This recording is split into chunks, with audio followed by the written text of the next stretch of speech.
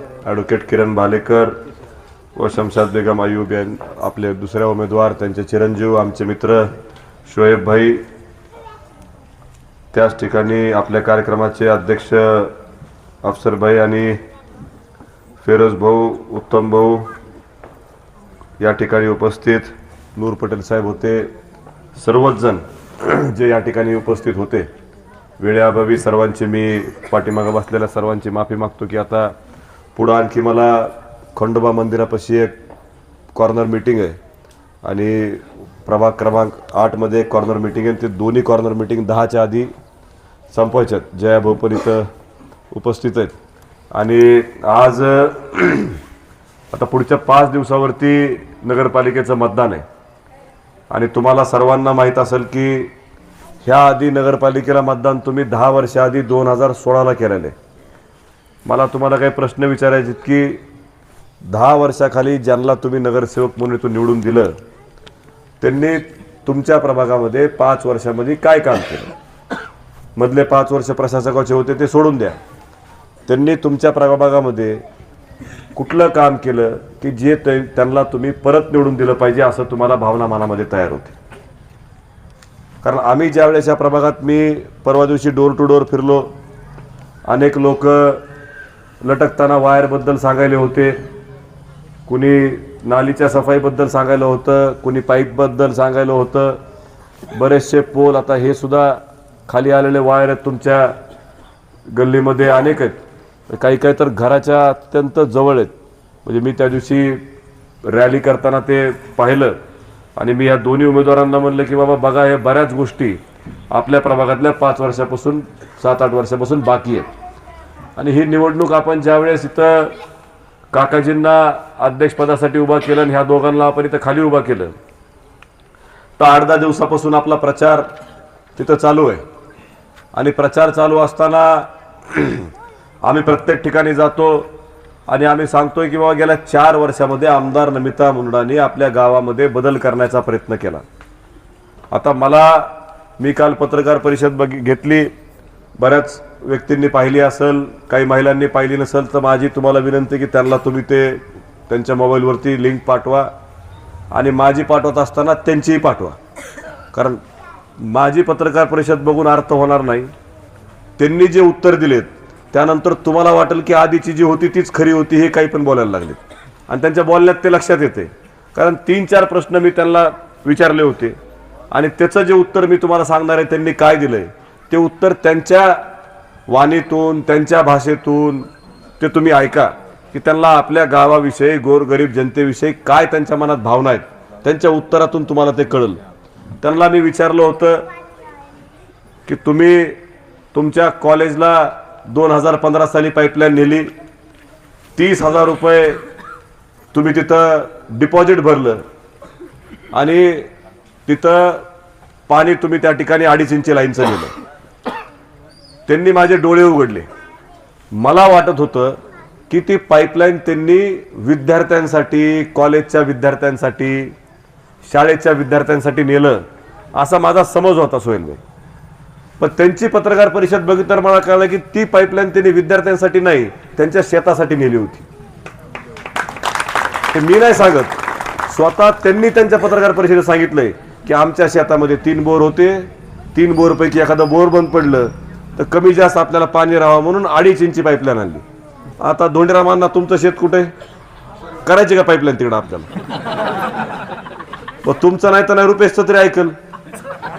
मग पाईपलाईन शेतात करायची का आपल्याला? गावची पाईपलाईन आहे की, तुमच्या शेतात पाईपलाईन नेण्याचं काय कारण आहे? आणि तुम्हीच भाषण करत फिरायला लागलात, लोकाला 15 दिवसाला पाणी नाही आणि तुमच्या शेताला 2.5 इंची पाईपलाईन. अहो, ग्रामीण भागामध्ये 1/2 इंची शेताला पाईपलाईन टाकायची म्हणलं तर शेतकऱ्याला किती त्रास होतो तुम्ही शेतकऱ्यांना जाऊन विचारा. आणि आज 2.5 इंची पाईपलाईन, सरकारची पाईपलाईन, विद्यार्थ्यांसाठी नाही तर स्वतःच्या शेतासाठी ह्यांनी नेली. मी म्हणत नाही, माझा तर कालपर्यंत समज होता की बाबा हे विद्यार्थ्याची सोय करायला निघालेत, पण त्यांनी सांगितलं की आमच्या शेतातले बोर बंद पडले तर आम्हाला काहीतरी पर्याय पाहिजे होता. हा तुमचा पर्याय. समजा उद्या गावात कुठं आग लागली, ह्यांनी म्हणू नये की बोर बंद पडलं होतं, फायर ब्रिगेड तिकडे नेली होती, इकडे काय लागले असेल तर लागले असेल आग. का आता आमचं बोर बंद पडलं होतं? काय म्हणायला वेळ लागणार आहे ह्यांना? जो माणूस लोकांच्या दारात नळाला पाणी नाही त्याची काळजी करत नाही पण स्वतःच्या शेताची काळजी करतो, उद्या तुमच्या घराला आग लागली, काही दुःख झालं तर त्या व्यक्तीला वाईट वाटणार आहे का? ह्याचा विचार तुम्ही कधी करणार आहेत का नाही करणार? कधीतरी तुम्हाला आम्हाला ह्याचा विचार करावा लागेल. दुसरा प्रश्न मी त्यांना विचारला होता ह्याच पाणीपट्टीविषयी की साहेब तुम्ही पाणीपट्टी किती भरली लोकांना एकदा सांगा. आता हे ह्या शहराचे नगराध्यक्ष होते साहेब स्वतः, आणि साहेबांच्या भाऊजाई पण ह्या शहराच्या नगराध्यक्ष होत्या. म्हणजे एकूण ह्या दोघांचा कार्यकाळ 15 वर्षाचा आहे. आणि मी त्यांना हिशोब फक्त 10 वर्षाचा मागायलो की 2015ला कनेक्शन घेतलंय. साहेब पाईपलाईनचं किती पैसे भरलेत सांगा. ती फाईल समोर ठेवली होती, अधूनमधून नुसतं त्याला हात मारायली होती त्या फाईलला. मला आत्ता फाईल उघडल, कधीतरी फाईल उघडल, खुलजा सिमसिम होईल, काहीतरी कागद बाहेर येईल आणि आम्हाला पावती दाखवतील की बघा माझी पावती आहे. तर त्यांनी काय सांगितलं की जी पाणी आम्ही 2015 पासून वापरतोय आमचं ते मीटरचं कनेक्शन आहे आणि नगरपालिकेच्या लोकांनी आम्हाला पाणीपट्टी द्यायला पाहिजे म्हणले, त्याच्यामुळे त्यांनी मागितली नाही आणि मी काही दिली नाही. हे मी म्हणत नाही, ते स्वतः म्हणतायत. ज्या माणसाला तुम्ही गावचं प्रमुख केलंय त्या माणसाचं गावाप्रती प्रेम बघा. आज तुम्ही कुठं गेलात तर आपल्या व्यवसायाशी, नोकरीशी, शेतीशी, कामगाराशी तुम्ही प्रामाणिक असता की पहिले गेल्यानंतर आपण आपली जी लक्ष्मी आहे ज्याच्यावरती आपण काम करतो त्याचा आपण आशीर्वाद घेतो, ती लक्ष्मी नीट राहावी म्हणून आपण प्रयत्न करतो. मग ज्या वेळेस 10 वर्ष तुम्ही त्या खुर्चीवर बसला तुम्हाला पट्टी भरू वाटली नाही, त्या पाणी पुरवठा विभागाच्या माणसाची काय चूक आहे? तुम्हाला माहित नाही का 2.5 इंची पाईपलाईन का कर्मचाऱ्यांनी मनाने टाकली पाईपलाईन? ती तुम्हाला जर माहित असेल की 2.5 इंची पाईपलाईन तुमच्या शेतात आहे तर तुमचं कर्तव्य नाही का की माझी पाणीपट्टी मी भरली पाहिजे म्हणून? तुम्हाला मागितली कोणी पाहिजे? आणि असा कुठला अधिकारी बिचारा पगारीला भेट असेल नगराध्यक्षाला कोणी विचारायचं पाईपलाईनचे पैसे भरायचे का नाही म्हणून? भीती तुमची, तर भीतीमुळे विचारली नसेल. त्याच्यापेक्षा त्यांना पुढचा प्रश्न मी विचारला की साहेब गावामध्ये खाजगी वाहनामध्ये 4 चाकी वाहनामध्ये कचरा न्यायला गेलाय. मी गाडीचे नंबर दाखवले. तुम्ही सर्व ज्या पुरुषांनी पाहिलंय महिलांना दाखवा. हे मी जे बोलतोय त्याचे व्हिडिओ तुम्ही मी गेल्यानंतर त्यांना इथं लावा, नाहीतर स्क्रीन लावा आणि त्यांना दाखवा. माझं भाषण आणि साहेबांचं भाषण. तर मी साहेबांना म्हणलं किंवा खाजगी गाड्या ज्या खोट्या बिलं काढले गेले, दिवसातून 12 चक्रा मारल्यात. खाजगी गाड्या म्हणजे समजा आता एक 4 चाकी गाडी आहे, 4 चाकी गाडीमध्ये अण्णा 4000 किलो नालीतला कचरा नेलाय. आणि असं किती वेळेस नेलाय त्यांनी? दिवसातून 10 वेळेस. असा कुठला दानशूर व्यक्ती आहे की जो त्याच्या गाडीमध्ये 4000 किलो नाल्याचा कचरा बसू देईल? कुणीच नाही ना. मग हे खोटे बिलं उचलले त्यांनी, आणि असे खोटे बिलं 5 वर्ष उचललेत. 1 दिवस नाही, मी फक्त 1 दिवसाच्या पावत्या दाखविल्यात. तर परत त्यांनी त्याच्यावर उत्तर काय दिलंय की असं कोणी कर्मचाऱ्याने केलं असेल तर देवालाच माहिती म्हणले, आम्हाला माहित नाही. आणि देवाला तर माहिती म्हणले ठीक आहे, पण त्याच्यापेक्षा पुढचं म्हणले की हे सगळं पाहणं नगराध्यक्षाचं, नगरसेवकाचं काम नाही म्हणले. हे मी नाही म्हणलो साहेब, ते स्वतः म्हणतायत. जो माणूस गावातला भ्रष्टाचार रोखू शकत नाही, जो माणूस त्याच्या कामाशी प्रामाणिक राहू शकत नाही, जो माणूस त्याच्या खुर्चीशी म्हणजे सभागृहातल्या खुर्च्याची नाही, ज्या खुर्चीवर ते बसतात त्या खुर्चीची प्रामाणिक राहू शकत नाही, तो माणूस भ्रष्टाचार काय रोखणार? आता ह्याचे सरळ अर्थ होते.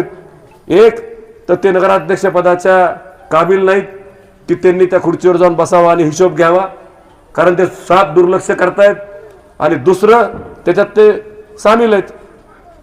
2च कारण होऊ शकतात ह्याच्यामध्ये. 5 वर्ष तुम्ही त्या खुर्चीवर बसल्यानंतर गावामध्ये कुणी बोगस बिल काढतंय हे तुम्हाला कळत नसेल तर साहेब तुम्हाला त्या खुर्चीवर बसण्याचा काही अधिकार नाही. काही तुम्ही कारण सांगू नका की हे अध्यक्षाचं काम नाही, हे नगरसेवकाचं काम नाही. आणि त्यांची मी प्रेस कॉन्फरन्स बघायला होतो तर त्या प्रेस कॉन्फरन्समध्ये ते त्यांच्या शेजारी लोमटे साहेब बसले होते आणि प्रेस कॉन्फरन्स सुरू व्हायच्या आधी ते त्यांना सांगायले तुमच्याच कॉलेजला नाही म्हणले, दुसरं नाव सांगा ना म्हणले एखादं असलं तर हे म्हणते कराडकडे बी आहे की. अरे कराडकडे म्हणजे कराडकडे असेल नाही तर नसेल, त्यांचं बी तुम्ही बघितलं पाहिजे, तुमचंही तुम्ही बघितलं पाहिजे. गावचे नेतेत ना तुम्ही. गाव कोणाच्या जीवावर चालणार आहे? काय लावलंय आपल्या गावामध्ये? ह्याला बदल करणार आहेत का नाही आपण? अशा प्रवृत्तीच्या लोकांना जे तुम्हाला आम्हाला घरेत धरायला लागलेत, तुम्हाला 15-15 दिवस विटीस धरायला लागलेत पाण्यासाठी, आणि त्यांच्या कॉलेजला 24-24 तास पाणी भेटायला लागले शेताला. कॉलेजला म्हणता येणार नाही, शेताला. काय आपण हे सहन करायचंय का? आणि आज भाषण येऊन काय करायला लागलेत की सगळं गाव मी बराबर करतो, आम्ही आल्यानंतर असं पाणी भेटल तसं पाणी भेटल. आता तुम्ही असताना तर पाईपलाईन तुम्ही शेतात नेली आणि परत आल्यानंतर कुठं कुठं पाईपलाईन नेतील याचा विचारच करायचं काम नाही. आता ती म्हणतील माझ्या शेतातलं झालं, आता पुढच्या वेळेस लोमटे साहेबाच्या शेतात आपण नेऊ, दिलीप काळे साहेबाच्या शेतात नेऊ, साठे साहेबांचं कुठं शेत असेल तर त्यांचंही नेऊ, आणि सगळ्यात शेवटी तुम्हाला गोरगरीब जनतेला उरलं तर पाणी देऊ. तुम्हाला नेता असा निवडायचा आहे जो पहिल्यांदा तुम्हाला पाणी देईल. दुसरे नेते घरी बसले तरी हरकत नाही, सर्वसामान्य जनतेला पाणी या ठिकाणी भेटलं पाहिजे, तसा नेता तुम्हाला निवडायचा आहे. हे तुम्हाला आम्हाला काय सांगतात, मोठ्या मोठ्या गोष्टी बोलतात. ज्या प्रभागातून ते ह्या ठिकाणी निवडून आलेत, नगरसेवक झालेत, किती वेळेस तुम्ही त्यांना ह्या मंदिरात येताना पाहिलं आणि काय फंड त्यांनी या मंदिराला दिलाय 10-12 वर्षामध्ये.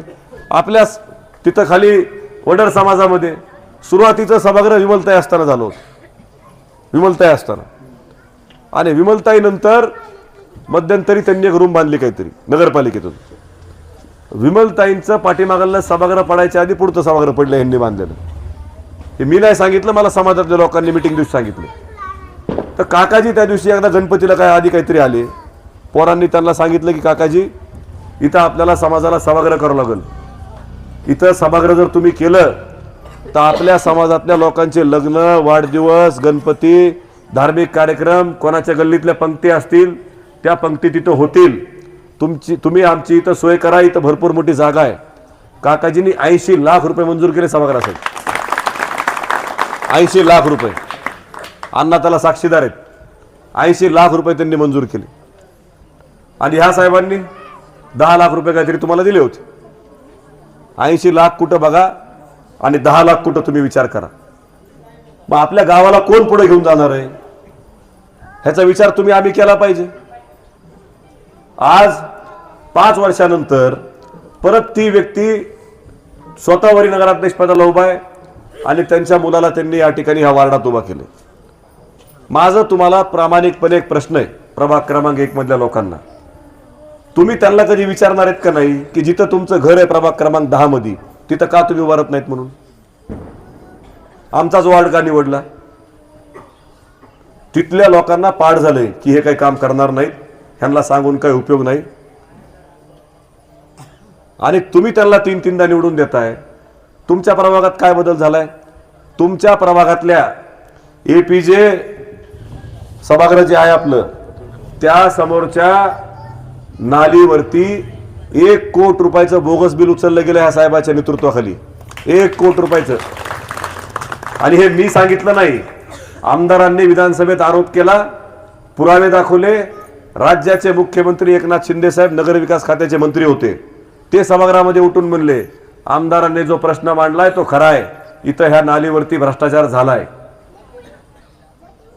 मग त्या नालीवरती भ्रष्टाचार एका साईडचा झालाय, एक साईडची नाली पूर्ण झाली गेल्या टर्म मध्ये भ्रष्टाचार करायची, आता इकडली उरली, एक झाली. मग आता दुसरी होऊ द्यायची का हे तुमच्या हातात आहे भ्रष्टाचारासाठी. कारण त्यांचे बिलं तयार आहेत, सगळ्या गोष्टी तयार आहेत.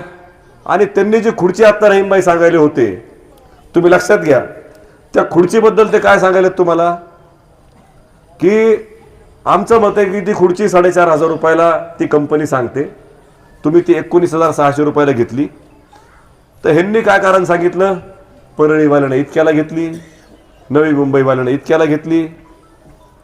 तुम्ही ना परळीच्या खुर्चीवर बसणार आहेत ना नवी मुंबईच्या खुर्चीवर बसणार आहेत. आपल्या सर्वांना खुर्चीवर कुठल्या बसायचं आहे, त्या आंबेजोगाईतल्या. इथल्या खुर्चीशी इथल्या मातीशी तुम्ही प्रामाणिक का नाहीत, माझा हा तुम्हाला प्रश्न आहे. म्हणजे उद्या परळीवाल्याने चोरी केली, नवी मुंबईवाल्याने चोरी केली म्हणून मी केली आणि मला तुम्ही ती करू द्या असं म्हणणारा माणूस पाहिजे का तुम्हाला? मग असं कसं चालेल? मग ह्याचा विचार आपल्या गावातली जनता करणार आहे का नाही?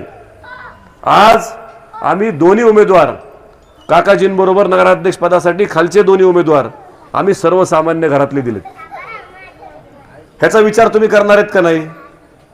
मी त्याही दिवशी सांगितलं मी तुम्हाला की बाबा आज जी तुमची कॉलनी आहे, प्रभाग आहे, ह्या प्रभागामध्ये तुम्हाला आज जर लोक तुमच्याकडे आले तुम्हाला काम सांगायचं असलं, तुम्ही विचार करा की तुम्हाला शोएब कुरेशींच्या आईंना काम सांगणं सोपं आहे, किरण भालेकरांना काम सांगणं सोपं आहे का समोरच्या युवराजांना काम सांगणं सोपं आहे? ह्याचा विचार तुम्ही कधीतरी करा. उद्या समजा नाली खराब झाली, नालीमध्ये काही कचरा अडकला, घंटा गाडी तुम्हाला बोलवायची, तुमच्याही मनात प्रश्न पडेल, इतक्या मोठ्या माणसाला कसं सांगा बाबा आपण? तुम्हाला माणूस कसा पाहिजे? तुम्ही फोन केला की तुम्हाला बी जोरात बोलता आलं पाहिजे आणि समोरच्याने बी गपचीप ऐकून घेता आलं पाहिजे. त्याला गपचीप ऐकलं पाहिजे की नाही नाही मी आलो 10 मिनिटात आलो म्हणून नगरसेवक तुमच्या दारात आला पाहिजे. आणि प्रत्येक जण, हे जो तुमचा वार्ड आहे, हा वार्ड जनशक्ती विरुद्ध धनशक्तीची लढाई आहे पुढच्या 4 दिवसामध्ये. आणि त्या लढाईमध्ये जनशक्तीला जिंकायचंय. महाराष्ट्रात असे अनेक उदाहरणं आहेत. मी कालही बाराबाई गल्लीमध्ये सांगितलं आणि आजही तुमच्या समोर मी सांगतो. महाराष्ट्रातल्या राजकीय उदाहरणामध्ये अनेक सर्वसामान्य कुटुंबात जन्म घेतलेल्या लोकांनी मोठमोठ्या लोकांचा पराभव केलेला आहे. ही लोकशाहीची ताकद आहे. ही ताकद तुमच्या हातातून कोणा दुसऱ्याच्या हातात देऊ नका. गुप्त मतदान आहे, मतपेटी तिथं आहे, तुमचा अधिकार तुम्हाला जाऊन तिथं वापरायचा आहे. छोटं उदाहरण मी देतो. किरण भालेकरचे वडील पानचं दुकान, पानटपरी चालवतात, तिथं बसलेले ते. तुमच्या कोणाची ओळख नसेल तर त्यांना बघा, हात जोडा पांडुरंगा, उठून हात जोडा सगळ्याला. सर्वसामान्य कुटुंबातलं कुटुंब आहे हे, तुमच्या आमच्यातलं कुटुंब आहे. आज त्यांचा मुलगा वकील आहे, पुण्याला त्याची वकिली चांगली होती, अंबाजोगाईच्या कोर्टामध्ये हा वकिली करतो. तुमच्या आमच्यातल्या पोराला काकाजीने तिकीट दिलंय. आणि हे उदाहरण तुम्हाला मी का सांगायलो, राज्यामध्ये मुंबईमध्ये असा एक निकाल लागला होता की एका पान टपरीवाल्या व्यक्तीनं छगन भुजबळ साहेबांचा पराभव केला होता. छगन भुजबळ साहेबांचा, जे राज्याचे मंत्री होते, आणि त्या व्यक्तीचं नाव बाळा नांदगावकर होतं. तोही पान टपरी चालवायचा. आणि ते तुम्हाला घडवायचंय. पान टपरीवाल्याच्या मुलाला तुम्हाला नगरसेवक करायचे, शाळा कॉलेजवाल्याच्या नाही, हे लक्षात ठेवा. कारण तुमच्या फोनला हो म्हणणारा मुलगा तुम्हाला पाहिजे, तुमच्या फोनला 5 मिनिटात आलो म्हणणारा मुलगा पाहिजे. गरज पडली तर आईसारख्या तुम्ही वयानं आहेत, तुम्हाला कान धरणारा मुलगा तुमचा नगरसेवक पाहिजे. किती दिवस तुम्ही मोठ्याच्या घरी पद देणार आहेत? काय केलं तुम्हाला? ज्या व्यक्तीकडे 25 वर्ष एक हाती सत्ता होती, साधी गावाला नळ योजना आणू शकते नाहीत. ते नळ योजना ती सुद्धा आमदारांना आणावं लागली मंजूर करून. आणि भाषण तर असे करतात की गावचा आम्ही विकास करू, आम्ही अमुक कामं केले. आणि काल त्यांनी सांगितलं मी किती लोकांना पद दिलं सांगितलं. आता तुम्ही क्रिकेट बघत असताल, क्रिकेटमध्ये कॅप्टनला महत्व आहे का व्हाईस कॅप्टनला महत्व आहे? टॉस करायला कोण जातोय? आणि हे सगळ्या व्हाईस कॅप्टनचे नाव सांगायला होते काल. DK कांबळेंना मी उपनगराध्यक्ष केलं, रहीम साहेबांना मी उपनगराध्यक्ष केलं. अरे कॅप्टन कोणाला बनवलं? एक तर भाऊ जायला नाही तर स्वतः कोच म्हणून सुद्धा हे स्वतःच आहेत, कॅप्टन बी स्वतःच आहेत. लहानपणी क्रिकेट खेळताना स्टंप आणि बॅट ज्याची असेल ते पहिले बॅटिंग करायचे आणि त्यांना बोर झालं की बॅट आणि स्टंप घेऊन निघून जायचे. हा सगळा तसा कारभार आहे.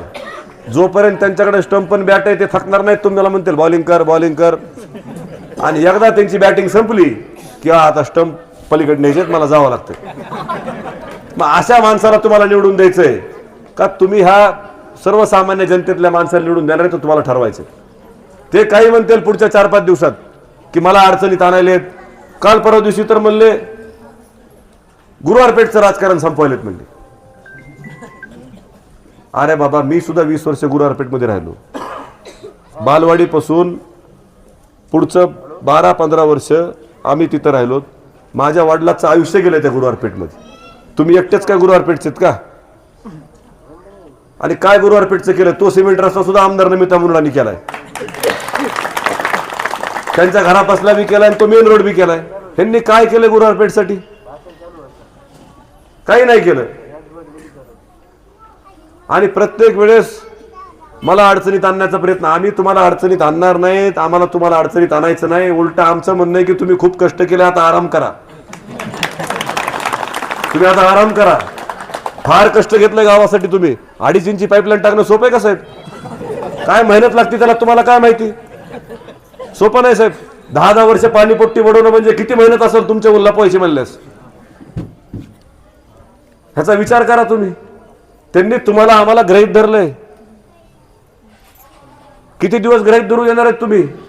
पुढचे 4 दिवस महत्वाचे आहेत. आणि पाण्यासाठी तुम्हाला जी अडचण आहे, मी सगळ्या महिलांना सांगतो, पाण्यासाठी ऐका. जे जुनं पाणी विमलताईने आणलं होतं गावाला दरेगावून, त्यानंतर नवीन योजना झाली नाही. 2000 साली झालेली योजना आहे ती. मग 2000 पासून 2025 पर्यंत कोण नगराध्यक्ष होतं गावचं? काय केलं ह्यांनी पाणी पुरवठा योजनेचं? किती जणांना कनेक्शन वाढवले? किती नवीन टाक्या बांधल्या? कुठली लाईन नवीन टाकली? 2019 ला तुम्ही नमिता मुंदडाला आमदार केलं. पुन्हा 2024 ला तुम्ही नमिता मुंदडाला आमदार केलं.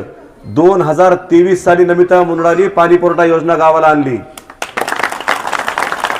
आणि तुम्हाला त्रास व्हायला ह्याची आम्हाला जाणीव आहे.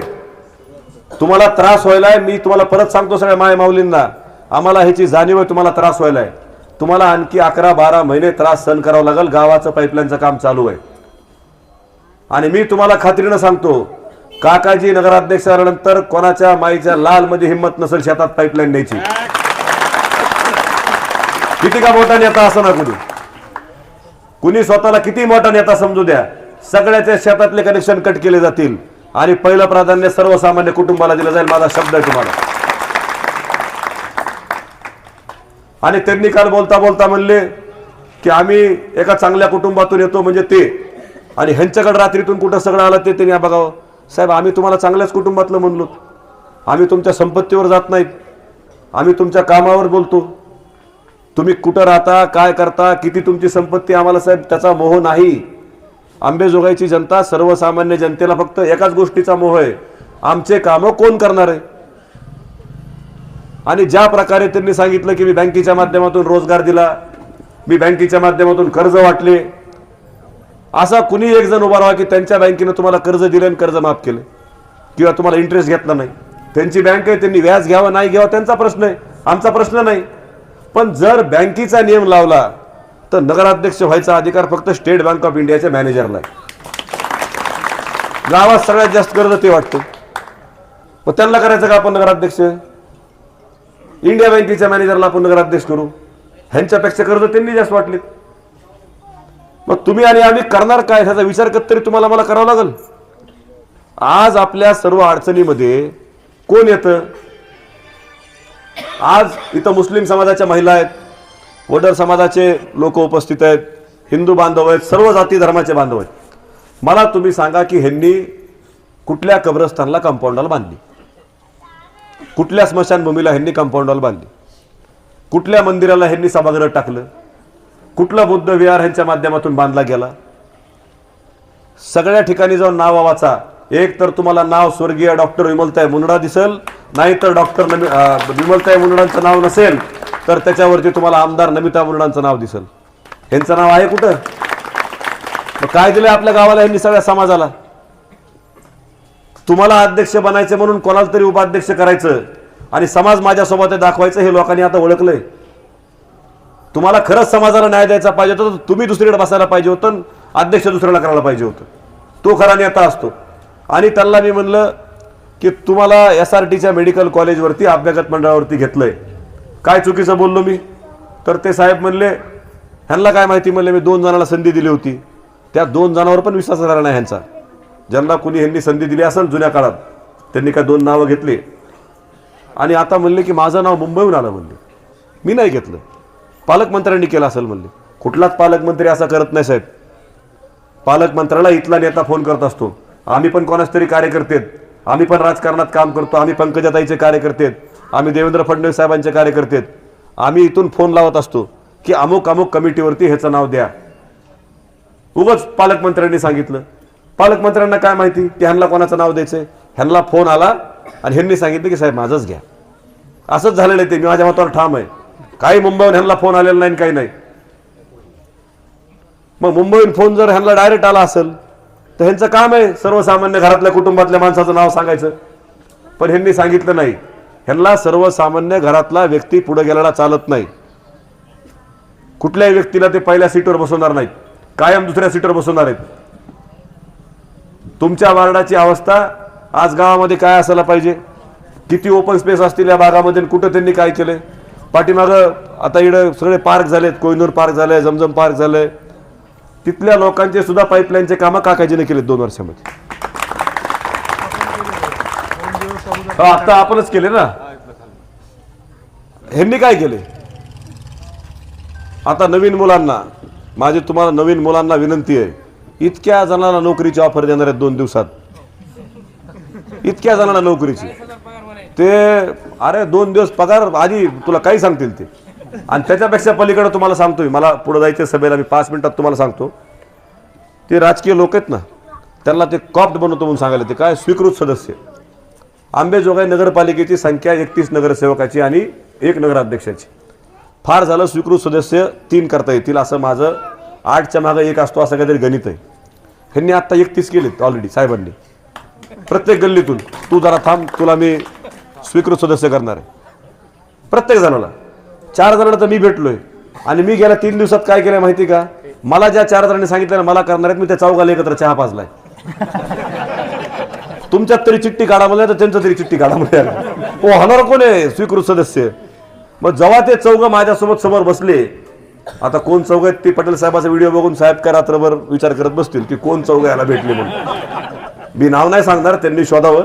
तर ते चौघं मला म्हणले, अरे मला शब्द दिलाय, मला 2 मिनिट थांब, त्याला चहाला बोलू आपण. मग दुसऱ्याला मी चहाला बोलवलं. ते म्हणला, बोलो तुला काय शब्द दिलाय बाबा साहेबांनी.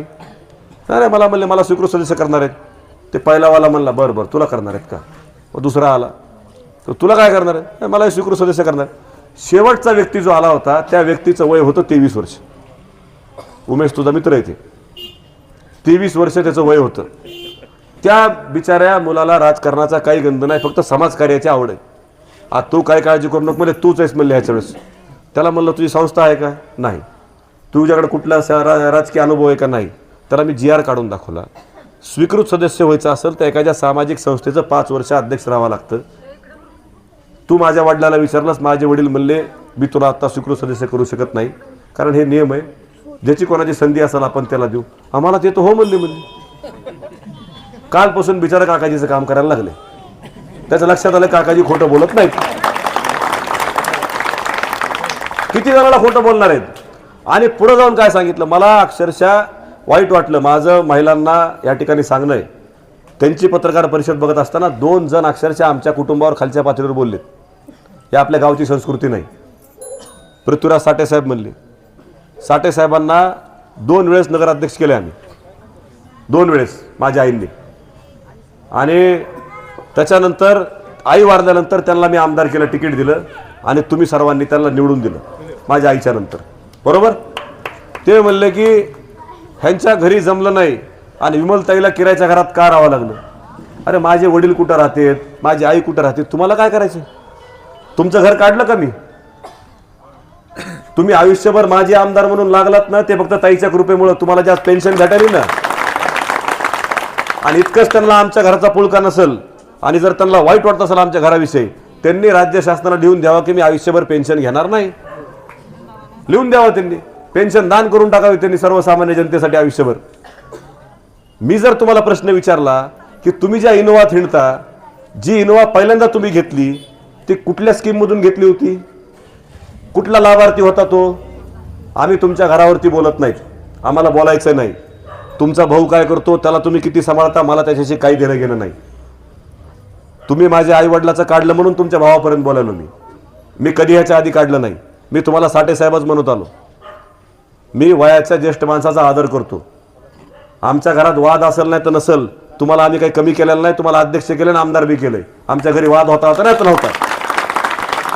तुम्ही काय परतफेड केली, त्यांच्या सुनेच्या विरोधात उभारायची तयारी दाखवली. आज त्यांच्याविषयी जाहीर पत्रकार परिषद एकीवर बोलण्याचा प्रयत्न केला. ही आपल्या गावची संस्कृती आहे का. आणि ते डॉक्टर राजेश शिंगोले साहेब अमुक अमुक अमुक असं मागासवर्गीय महिलेच्या पोटाला जन्माला त्यांनी विषय काढला. अरे मी मागासवर्गीय महिलेच्या पोटात जन्माला आलो, तुमच्या पोटात का दुखतंय, काय कारण आहे. मला अभिमान आहे म्हणलो मी की माझी आई चर्मकार समाजाची होती, माझी आई तुमच्यातली होती, ह्याचा मला अभिमान आहे. त्यांना का राग गेलाय माझ्या ह्या गोष्टीचा. आता होती तर होती आहे, आणि अभिमान आहे, शेवटपर्यंत मला अभिमान राहील. तुमच्या पोटात का दुखायला लागलं. पण माझी तुम्हाला ह्या ठिकाणी विनंती आहे पुढचे 4 दिवस अनेक जण तुमच्याकडे येणार आहेत, मोठमोठ्या गोष्टी सांगणार आहेत. इथं काही काही जण तर म्हणतील की इथं जागा नसेल तर वरी उद्योग करू, आपण IT पार्क करू. काय ज्यांचं जीवन ITत गेलंय ना, राहण्यात म्हणतो ना आपण, ते IT पार्क नाहीत करू शकत. ते मस्त ITत जगलेत सगळे की नगरपालिका आपल्याच मालकीची आहे, हे सगळं आपलंच आहे. ह्यांना जागा दाखवा की नगरपालिका जनतेची आहे, हा पैसा जनतेचा आहे. किती जणांना माहित होतं बरं त्यांच्या शेतात पाईपलाईन आहे म्हणून? विचार करा बरं, उद्या कुठं कुठं पाईपलाईन नेतील. जिथं ह्यांचं लेआउट आहे तिथं पाईपलाईन टाकतील. असं नाही चालणार ना. पण माझी तुम्हाला विनंती, तुमच्या अडचणीत भविष्यात सोडण्यासाठी आम्ही समर्थ आहेत. पण तुम्हाला आज एक ठरवावं लागेल की सर्वसामान्य घरात जन्मलेल्या दोघांनाही तुम्हाला नगरसेवक करावं लागेल, वरी नगराध्यक्ष काकाजींना करावं लागेल. आणि एकदा बदल घडवावा लागेल. एक वेळेस बदल आवश्यक आहे, परिवर्तन करावं लागेल. आणि ती परिवर्तन करण्याची तारीख 2 तारीख आहे. आणि म्हणून तुम्हाला माझी विनंती आहे की कुठल्याही आमिषाला बळी न पडता, कुठल्याही भूलथापाला बळी न पडता तुम्ही विकासाच्या मागं राहा, चांगल्या माणसांच्या मागं राहा. आणि काकाजींचा जो पॅनल आहे, परिवर्तन आघाडीचा जो पॅनल आहे, त्या परिवर्तन आघाडीचं पॅनलचं चिन्ह आमचं छत्री आहे. आपल्या भाषेमध्ये सांगायचं झालं तर उद्याच्या विकासाची खात्री, निवडणुकीचं चिन्ह छत्री, हे पुढच्या 4 दिवसामध्ये तुम्ही प्रत्येकाच्या घरी जाऊन सांगायचं. त्यामुळं तुम्हाला मी हात जोडून विनंती करतो, पुढं मला 2 जागी अजून जायचंय, भाषण करायचंय. निवडणुकीच्या आधी परत एकदा येण्याची संधी भेटली तर मी जरूर तुमच्या भेटीला परत येईल. तुमच्या अडचणी आम्ही समजून घेऊ.